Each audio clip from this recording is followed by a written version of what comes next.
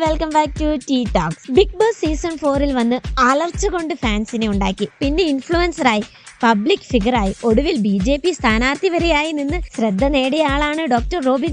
കഴിഞ്ഞ കുറച്ചു ദിവസങ്ങളായി സോഷ്യൽ മീഡിയയിലും വാർത്തകളിലും വീണ്ടും തരംഗമായി മാറിയിരിക്കുകയാണ് ഡോക്ടർ റോബിൻ രാധാകൃഷ്ണനുമായി ബന്ധപ്പെട്ട വിവാദങ്ങൾ.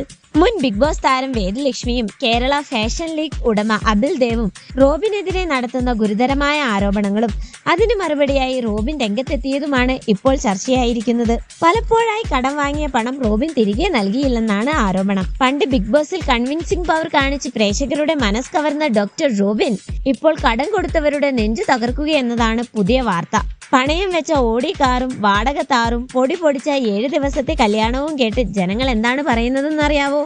ദിൽഷ തലനാരിഴയ്ക്ക് രക്ഷപ്പെട്ടു, പാവം ആരതി പൊടി പെട്ടു എന്ന്. ചുരുക്കത്തിൽ ഈ അവസ്ഥയിൽ ബ്രാൻഡ് ബിസിനസ് എങ്കിലും രക്ഷപ്പെട്ടാൽ മതി എന്ന പ്രാർത്ഥനയിലാണ് ആരതിയുടെ ആരാധകർ. എന്നാൽ ഈ ആരോപണങ്ങളെയെല്ലാം പൂർണ്ണമായി തള്ളിക്കൊണ്ട് ഡോക്ടർ റോബിൻ രാധാകൃഷ്ണൻ മാധ്യമങ്ങൾക്ക് മുന്നിലെത്തി. തനിക്കെതിരെ നടക്കുന്നതെല്ലാം കൃത്യമായ ഗൂഢാലോചനയാണെന്നാണ് റോബിന്റെ വാദം. പോലീസിന്റെയും കോടതിയുടെയും മുന്നിലേക്ക് കാര്യങ്ങൾ എത്തുമ്പോൾ സത്യം പുറത്തു വരുമെന്ന നിലപാടിലാണ് ഇരുവിഭാഗവും.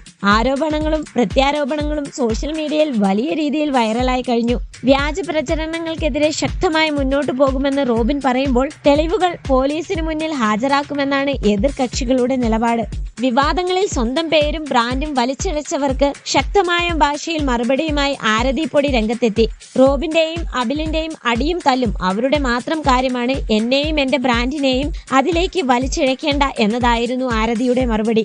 ഏതായാലും ഡോക്ടർ പുതിയ കാര്യങ്ങളുമായി വരുമ്പോൾ ട്രോളന്മാർക്ക് ഓവർ ടൈം പണിയാണ്. കാര്യം എന്തൊക്കെയായാലും ആളുകളെ എൻഗേജ്ഡ് ആയി നിർത്താൻ റോബിൻ വച്ചാനുള്ള കഴിവ് സമ്മതിച്ചു കൊടുക്കണം. അപ്പോൾ ഇതുപോലത്തെ പുതിയ സൈലന്റ് വിപ്ലവങ്ങളും മാസ് പോസ്റ്ററുകളും ഇനിയും വരും. നമുക്ക് കാണാം, ആസ്വദിക്കാം. ഡോക്ടറുടെ ഈ പുതിയ സംഭവത്തെ കുറിച്ച് നിങ്ങൾക്ക് എന്താണ് പറയാനുള്ളത്? താഴെ കമന്റ് ചെയ്യൂ. നമുക്ക് അടുത്ത വീഡിയോയുമായി വീണ്ടും കാണാം. Bye bye.